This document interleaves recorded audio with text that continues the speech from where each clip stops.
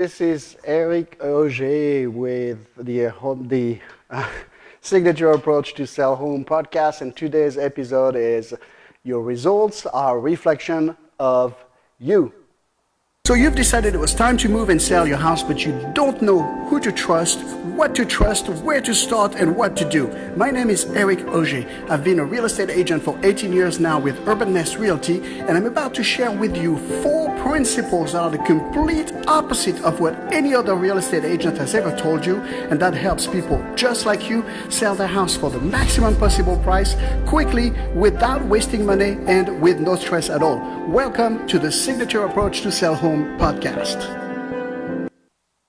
Hey, I'm improving with my technology. It's getting smoother and smoother. Good morning.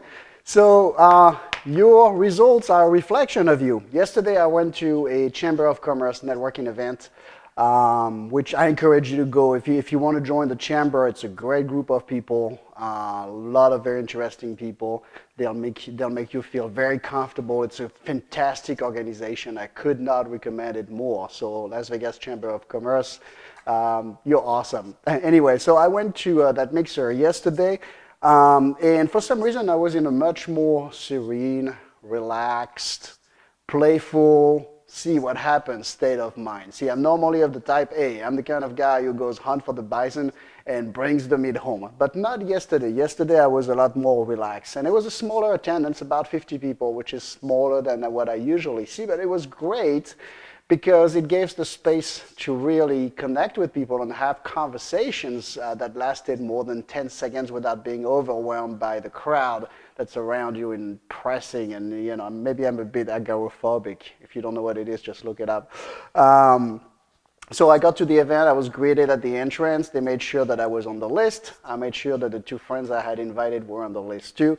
And I got inside the room and started connecting with people. So I ran into a few old friends and also a few new friends. But what I noticed is it was super easy for me to connect with people, to strike conversation, and to maintain a conversation. Because starting a conversation is easy. Maintaining a conversation, it's not always so easy. And so it was as if my internal chatter was completely shut down and all my attention was on the people and on listening to them and paying attention to them. It was at the same time, it was a very playful mood. I was not there for anything in particular than just, you know, see what happens. Actually, I made a few jokes. I even surprised myself how funny I was because that's not always in my state of mind. It was as if I was in flow. Things were going easy. I was talking.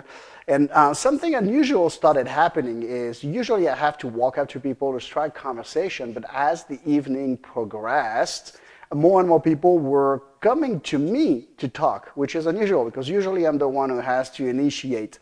And it was fun, you know, I was enjoying the ride. It was fun connecting with people, and I was like sending them my positive energy and observing how they'd respond. And the whole 2 hours was just that game of sending energy and observing how they respond and feeding the conversation this way.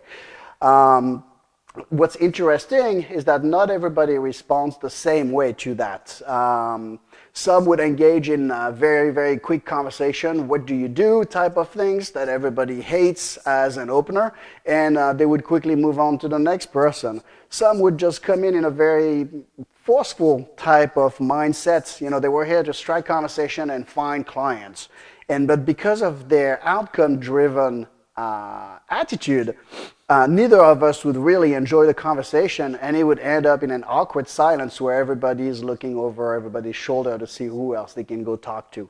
And then there was a person in particular who almost immediately mirrored what I was doing, mirrored my energy back to me. And then the conversation started. I actually offended her at the beginning, completely unintentionally, but I quickly turned that into a joke. And then we started playing back and forth. And so I was sending her that type of playful, relaxed energy, and I would get the same thing back in return. That made for a very, very fun conversation and interesting, probably the most meaningful conversation I had all night.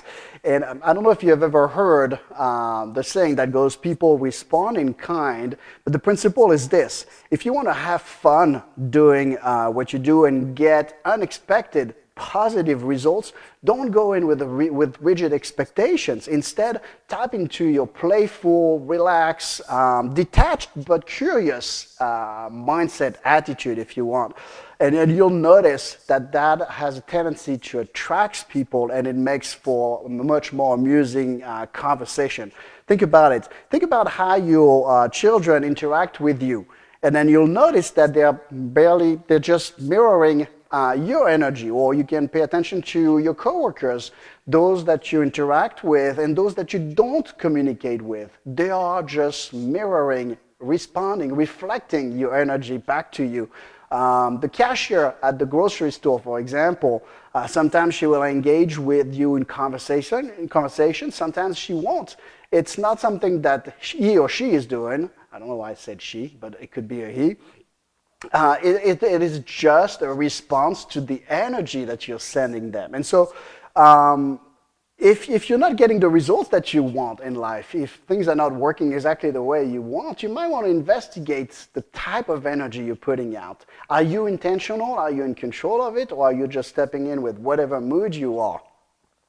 And sometimes, so next time you find yourself in a situation where you have to connect with people, make a point before you enter the room, before you enter the conversation, to connect with your playful, adventurous, disinterested, but curious side, and that will make you very attractive to people. It took me 47 years to realize that. Some of you have probably known that for a long time. I'm a slow learner, what can I say? And the same thing goes for your house. See, if your house doesn't appeal to people, they will not engage with it. Believe it or not, people engage with the house. They have emotions. They feel a response to it. And so to help you with that, I got an email from Inman News with a very interesting graphic that I want to show you right now. Let's see if I can make my technology work for me. There it is. And this is how to help you make your house more engaging. And it starts with staging, which doesn't have to be expensive. It could be very inexpensive. But there are some 5 basic rules. One is you need to depersonalize your house. The buyers need the space and the room to picture themselves living in your house. If there is pictures of the kids, weddings, vacation, everywhere, this is a distraction to buyer. They'll concentrate on that instead of getting a feel for your house. Second thing is bedrooms, very, very important. People spend a lot of time in the bedrooms, and they need, again, to be able to picture themselves living in it. So it's really important to declutter and maximize the space in your home. Closets packed tight with all your clothes make the place look like it lacks closet space, that it's not maintained, that it's not paid attention to. So declutter that bedroom and make those closets look really, really wide and spacious. Bathrooms is another very important one, and my favorite analogy for that is Four Seasons.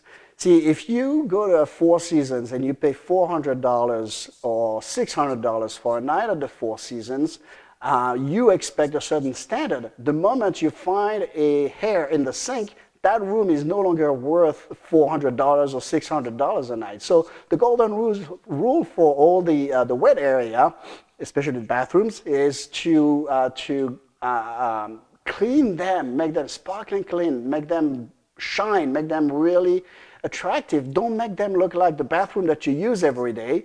Make it look like a model home or a Four Seasons bedroom. Rule number 4 is to modernize the kitchen. Kitchen is a very, very important part of the house because this is, again, where people spend a lot of time, and it needs to be updated, it needs to be clean, it needs to have the appliances people want. So modernize your kitchen. Unless your home has an exceptional period built-ins and all home could benefit from some dating. If someone feels the home is dated, it will reflect, and that feeling will create the desire to either not make an offer or to make a lower offer to compensate for the cost of modernizing that kitchen. And then finally, neutralizing. You see, not everybody likes purple, not everybody likes pink, red, blue, whatever. So it's really important to have neutral color. Colors where people can easily feel at ease, and if they want to paint whatever color they want later on, it's okay, it doesn't matter. when you show the house, it needs to be neutral and it needs to be engaging. Sometimes you can even create focal points by adding touch-up colors on some of the walls, but it has to be very, very, very subtle. And then finally, the living room is the third place where people spend a majority of their time, and it's important to make it look bright and open, inviting. Buyers must feel the desire to want to stay longer in that room in order to get a feel for it. See, when all that happens, you have emotional attachments that happen. And when you have emotional attachment, that's when you have the best chances of getting the highest offer. So it is very much like a networking event. You can show up as the guy who is going to stand in the corner of the room who basically has nothing to offer or feels that he has nothing to offer and nobody will walk up to you.